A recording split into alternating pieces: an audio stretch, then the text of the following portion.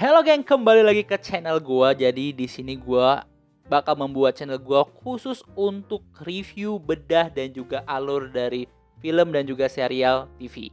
Nah, yang bakal gua bahas kali ini adalah Alchemy of Soul, teman-teman. Jadi terlepas dari season yang pertama, season yang kedua ataupun season yang ketiga dari Alchemy of Soul, kita akan membahas dan juga membedah film ini lebih lanjutnya.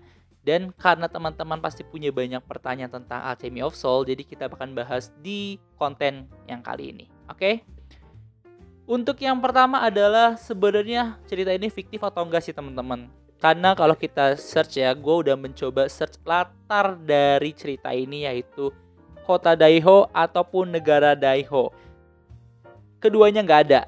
Gue udah nemuin, udah searching berjam-jam dan gak ada ya, gue gak ketemuin tentang informasi kota Daiho ataupun negara Daiho.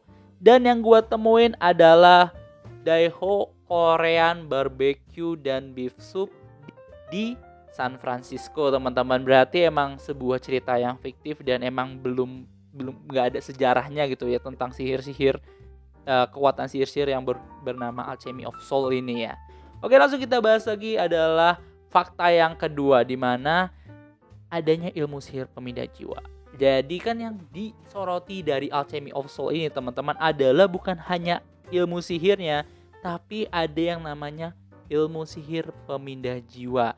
Nah, untuk di dunia nyata ada yang kita kenal namanya ilmu Raga Sukma. Kalau kalian tahu pasti ya kalian salah satu dari aliran tersebut. Gua nggak nyebut itu hal yang buruk ya teman-teman, tapi kemungkinan besar ini ada kaitannya sama pemindahan jiwa.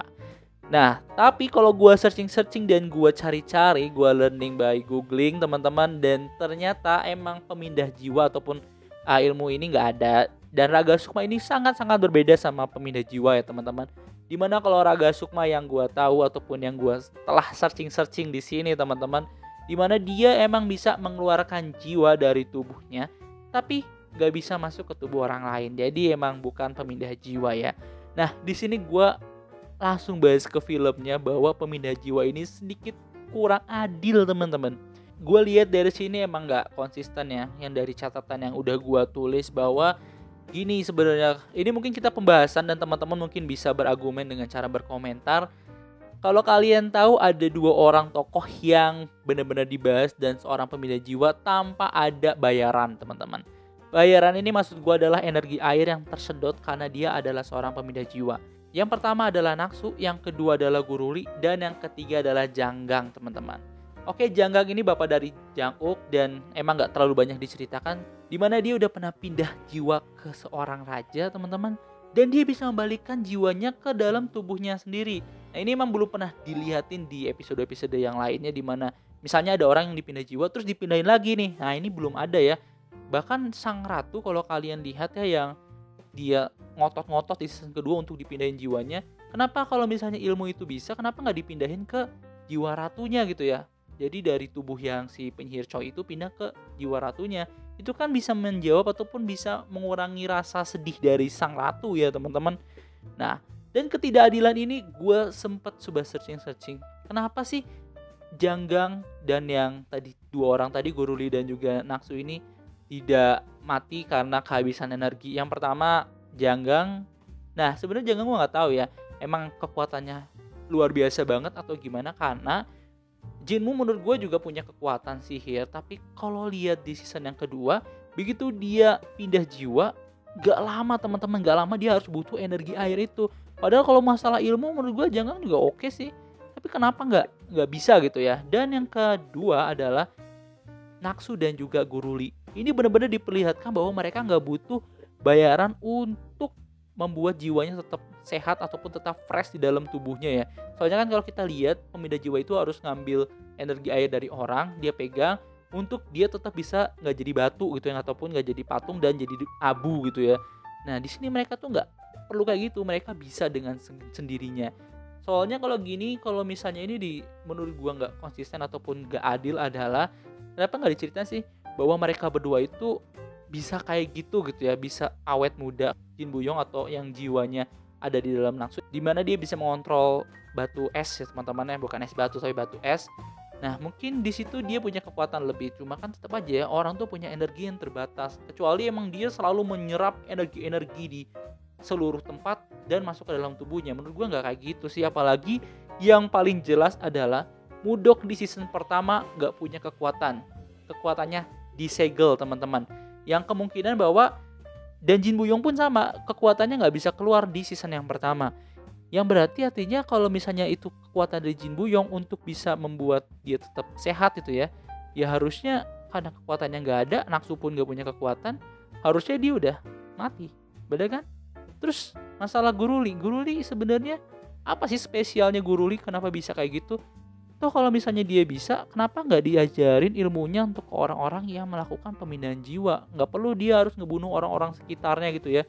Ya emang sebenarnya dilarang ya pemindahan jiwa. Cuma ya aneh aja sebenarnya nggak diceritain sama pembuat ataupun sutradaranya kenapa sih pemindah jiwa seperti kayak Guruli dan sebagainya bisa tahan lama. Cuma dibilang bahwa kekuatannya sangat luar biasa. Tapi nggak dijelasin. Kan orang tuh punya batas kekuatan ya. Kecuali dia emang diceritain bahwa dia bisa nyedot kekuatan di dalam alam masuk ke dalam tubuhnya sehingga dia nggak kekurangan air.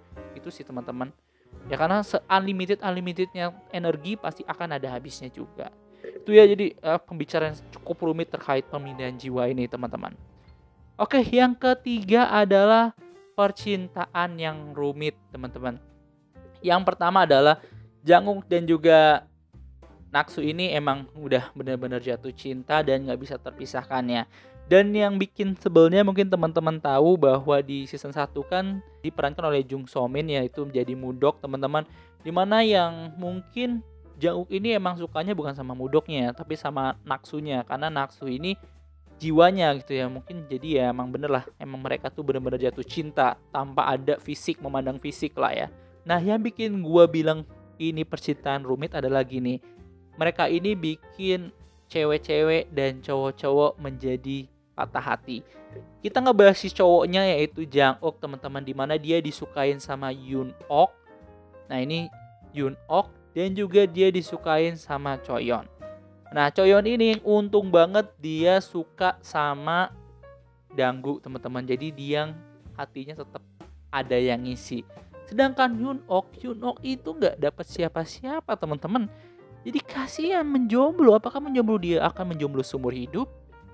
Kasihan. Nah, itu satu hal yang rumit. Terus kita bahas lagi tentang yang mencintai Naksu.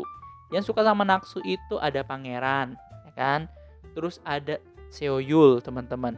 Nah, ini pun menjadi dilema, teman-teman. Seoyul ini disukain sama Soyi, tapi dia nggak suka sama Soyi dan Soyi juga udah nggak ada. Jadi Soyul bakal jadi jomblo seumur hidup, ya kan? Nah ini ya masih rumit lah teman-teman percintaannya. Yang kedua, siapa yang mencintai adalah sang pangeran ataupun sang raja ya. Di season kedua dia jadi raja kan.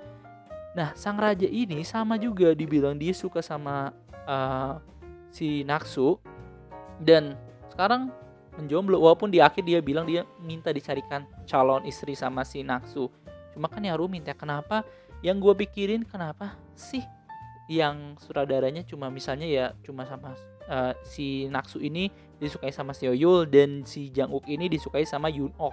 Kan kalau misalnya gini jadi kayak benang kusut teman-teman, jadi ya rumit banget percintaannya ya kan. Ditambah lagi adalah siapa? Ditambah lagi Kim Do-ju. Kim Do-ju ini disukain sama Park Jin dan disukai sama Guruli. Sedangkan Park Jin sebelum suka sama Kim Do-ju suka sama ibunya Janguk.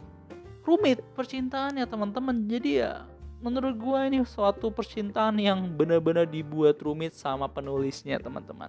Oke, hal-hal yang gue bahas untuk Alchemy of Soul itu cukup segitu dulu aja teman-teman. Karena sebenarnya mungkin ada beberapa lagi, cuma karena durasinya mungkin terlalu panjang akan bakal molor terus. Jadi kalau kalian pengen bahas ataupun punya teori-teori lain di Alchemy of Soul, kalian bisa komen ya, komen di video ini. Dan kalau kalian suka bisa like dan juga subscribe channel ini, biar kalian bisa tahu update-annya dan kita sama-sama sharing, kita membedah film itu. Dan karena masih banyak orang ataupun kalau kalian lihat channel-channel di YouTube ini nggak banyak yang ngebahas tentang ataupun membedah film ya, emang mungkin sedikit lebih boring ya. Cuma kalau kalian nonton, kalian saksikan filmnya, kadang-kadang kalian banyak timbul pertanyaan-pertanyaan dan gak terselesaikan. Nah, lebih baik kita diskusikan di channel ini, ya kan? Lewat komentar dan lewat kayak gini ya, dua arah gitu ya. Oke, gitu aja dari gue. See you, bye-bye.